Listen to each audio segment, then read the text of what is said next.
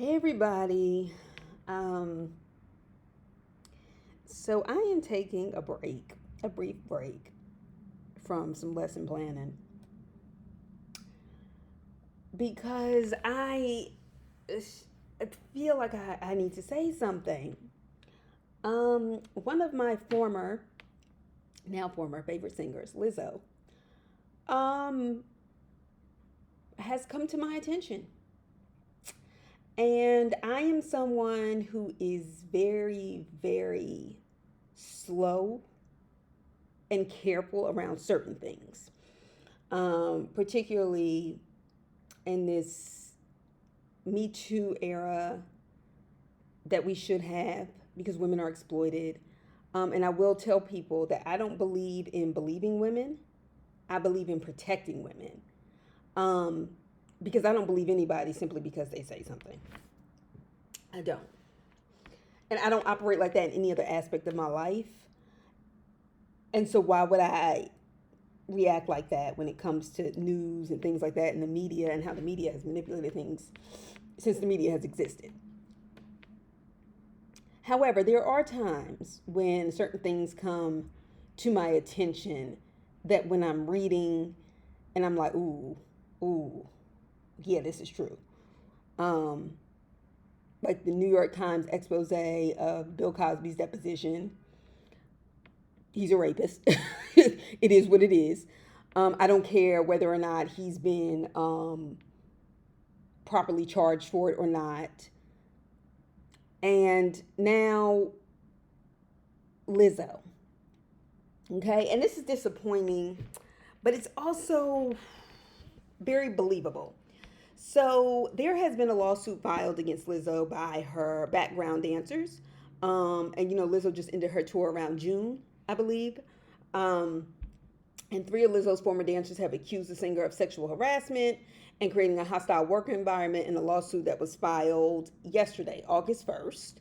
Um, and this is according to NBC News. So I'm not coming out the side of my neck with shade room stuff and things like that. And Lizzo was somebody who has the vocal ability that I honestly thought could move her up there to the levels of fame, regardless of her weight and skin complexion, the things that we kind of embrace or don't embrace. I said Lizzo, because she's unique and she's Lizzo on her own. She's not trying to imitate someone else. I appreciated her social commentary. I appreciated her starting, shows where she acknowledged they have been on indigenous people's lands, or the black communities that existed in Central Park that had been unlawfully and illegally taken from black people to make a park that now white people dominate and can control the prices of homes and things around it. I always appreciated her social commentary, what she stood for. Now, did I think her Instagrams at times were a lot when I'm just scrolling, minding my business, and I follow her because I think she's a good singer and stuff like that? Yes, but I also recognize that I've also been conditioned to some degree, as we all have. Even as a big girl myself, I can tell you there's things about myself that at times I don't like and I just couldn't embrace. Um, and I think Lizzo was really working to make that less of a thing. That being said, one of the things I've also learned is that some of the people that go the hardest publicly about what they're confident in and what they believe in, so on and so forth, can be some of the biggest hypocrites in private. And Lizzo, it has not been confirmed through a court, so on and so forth. But the shit your dancers are saying about you shaming them about their weight or basically saying, putting pressure on them to go into strip clubs to be inspired by, the kind of dances that they're doing, so on and so forth, which is one thing. If you want to tell people, hey, they should go to strip clubs, which are not illegal, and, see what they're doing. Apparently, Beyonce did that when she was doing the Beyonce self-titled album and with the Crazy Horse, whatever. Um, but to not tell your dancers when you say we're going to a club, as if that doesn't mean multiple things, it can mean multiple things, and then try to put pressure on them to touch other women, um, and not respect people's right to not want to participate in that. Strip clubs are not something people should be forced to participate in. And in fact, I say that to say, Lizzo, since she has come across as somebody who's socially conscious, so on and so forth, um, unpopular opinion, I don't believe strip clubs are places of liberation for women. I just think they are places to further exploit and perpetuate patriarchy, misogyny, the hatred of women, and to objectify women. And no, I don't think women walk into strip clubs saying I'm an independent woman and I'm empowered by this. And the women that do say that are deeply, deeply confused. I think strip clubs are, and I'm from Atlanta, um, and I've never been inside one for a reason. You see enough of it. I think they're very sad places. I think it's sad that women feel like they have to degrade themselves like that for money. And that's the bottom line. You have to be in a very, very difficult position economically, lack of education, lack of resources. There are underage girls that get brought into there and get fake IDs, and people know it. And so I say that to say, I think somebody that claims to be and acts, up until this point, certainly, as socially conscious, even in her dealings with women, ableism, racism, sexism, classism, fat phobia, I think should know better and should have done better. And sometimes what we get publicly is a projection of who people really want to be. And then privately, they are the exact opposite because they know they're not good. They know that they aren't necessarily good people, but what they want to project. It's the same reason why Bill Cosby has the character Cliff Huxtable, who the rest of the world, not the rest of the world, but many people are still defending Bill Cosby because they're defending Cliff Huxtable and what that meant to black people and what that meant in terms of an image. And none of that is going to change the trauma he inflicted on women for as long as he could. And we'll never know all the women. R. Kelly, who are you defending? Are you really defending a pedophile and a predator over and over again? Oh, well, his songs are good. Fuck his songs. Like, and Lizzo, I really saw her on her way to the top. But when it comes at the expense of what you've done to other women that has clearly harmed them, hurt them, traumatized them, made them feel less than, while you're talking about how you're big and black, and when you're big and black, people wouldn't do that to you if you were a skinny girl, or maybe, if you weren't a brown black girl. You don't get no argument from me with that. But then you go and degrade other big brown black girls. And they even said the kind of pressure and disrespect they experienced, they noticed other white people on the team, not necessarily even on the dance team, just in Lizzo's camp, were never treated or disrespected that way. And just because somebody is black, and I've seen this too many times in the workplace, I wish this wasn't true, but fuck it, it is. Just because somebody is black, there are black people who know how powerless black people are, particularly black women. Okay? Because we're talking about race, sex, and often class. Women are paid less than everybody else. Black women have to work harder to compensate, oftentimes, not only psychologically, but for actual dollars. So black people who know that about other black people decide their only aspect of power is to just dominate other black people. So I can believe these women when they're saying this. And so filed in this suit, they filed in Los Angeles Superior Court and provided to NBC News, the lawyers, the plaintiff's firm. And this is a quote. Quote, also accuses the captain of Lizzo's dance team for proselytizing to other performers and deriding those who had premarital sex while sharing lewd sexual fantasies, simulating oral sex, and publicly discussing the virginity of one of the plaintiffs. End quote.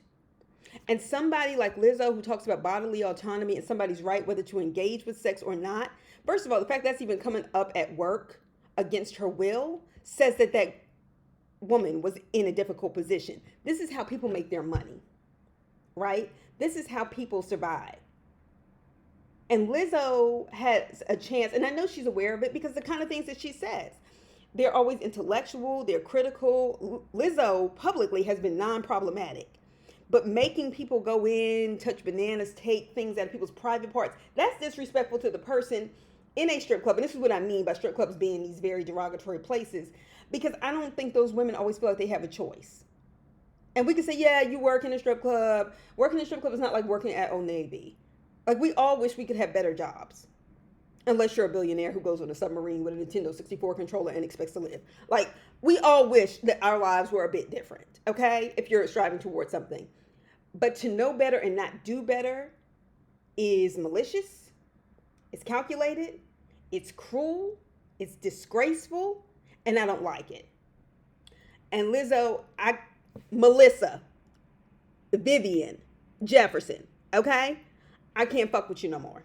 Because this shit is not cool. And I know this shit is unfolding, but this stuff was way too detailed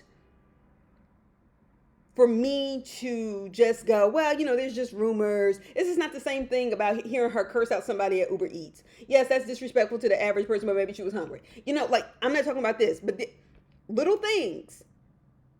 All right? Little things. And it's hard with harassment claims because people go, oh, well, can you prove it? Are you sure that's what they meant? And I don't like that shit. All right? But those are questions that have to be asked. So even with the harassment claims of these women of color, and once again, I'm reading from NBC News. The racial harassment claim is linked to what the suit describes as comments, quote, charged with racial and fat-phobic animus, end quote, that were made by touring company employees. In one instance, the former dancers asked to be compensated for their downtime at a rate of 50% of their weekly pay, according to the suit. An accountant allegedly responded to the request by offering 25% and scolding them for being unacceptable and disrespectful, end quote. Now, they go on to say, quote, only the dance cast comprised of full-figured women of color were ever spoken to in this manner, end quote, the suit states. Now, downtime, what we're talking about, for people who say, we're not talking about when you're sitting in a hotel watching TV. We're talking about time when you're not on stage. So that time when you're practicing, that time when you're putting in the work, that time when you're, working with a choreographer. That's not maybe stage time. That's what that downtime rate means. That's why there's a rate, because you're still doing work. And we all know Black women get paid less than everybody else, 63 to 64 cents on the dollar, compared to the white women who complained about, the 82 cents on the dollar. They've gotten up to 80 cents, and, Asian women make more than that. Their population is smaller, though. And then for a Black women's camp to then act like, for Black women to ask for what they're due, and then they are the only people who apparently, and according to this, were disrespected that way, is some bullshit. It's some bullshit. And I know we fall in love with celebrity. And let me tell you something. I was a Lizzo fan. I didn't go to her concert because, I invested in the Beyonce thing. But I also want to point out that I think anytime people seem a little too on top of it, never say anything that's really, really controversial, always try to dot their I's and cross their T's in the way Lizzo does, trying to be socially conscious about everything. You have to always view those people with suspicion. One, because they're a human being. We all make mistakes, okay? People call Beyonce problematic because she wears blonde wigs. They say she was favored. And, it does seem like, she was favored in Destiny's Child. But if my parents had sacrificed their money, their jobs, their deposits, their retirement to put into my group and career, who wouldn't put their child in front? Let's just be real. Who wouldn't put their child in front? Okay? And, oh, she's light-skinned, that's why she made it. There are so many, the way Beyonce works, that kind of work ethic is not regular, but it's something I respect. To take away from how hard she works in terms of dancing, in terms of producing a show that you are never bored with, that you are entertained even as she changes the transitions. Yes, I know, because that concert was everything. Okay. And Beyonce has a way of taking it in stride, and she responds to people through her music, even the elevator incident, through her music. That's her style, because everything is not worth responding to, and people are going to always say those things about her. All right, but that's Beyonce. That's what Beyonce does, and Beyonce lets us know what she wants us to know for the most part, and I don't blame her. Have something that's separate, but it's just like T.I., and once again, this is an Atlanta connection. I mean, not like I know T.I., but I'm just making a point. T.I. was, the biggest, baddest rapper, king of the South, so on and so forth. And then he took Iggy Azalea, a white girl from Australia, made her a star, a rap star, who appropriated, okay, appropriated black women's dialect in this country and rap style that so many black women had to work hard to even carve a space for to exist in the music industry. From Queen Latifah to Salt and Pepper to Little Kim, we could go down the list. And he chooses instead to put on some white Australian girl to make money because he knows that white people who appropriate blackness get accepted, and he was willing to do that. And then when people were coming out, Brittany Cooper, who wrote Eloquent Rage, and other black women are responding to this and challenging it, which went ignored for a long time. Then all of a sudden, for when him and Iggy Azalea fell out, and for him to kind of recreate his image, then he's all Black Lives Matter, and he stands for this and he stands for that, and he doesn't.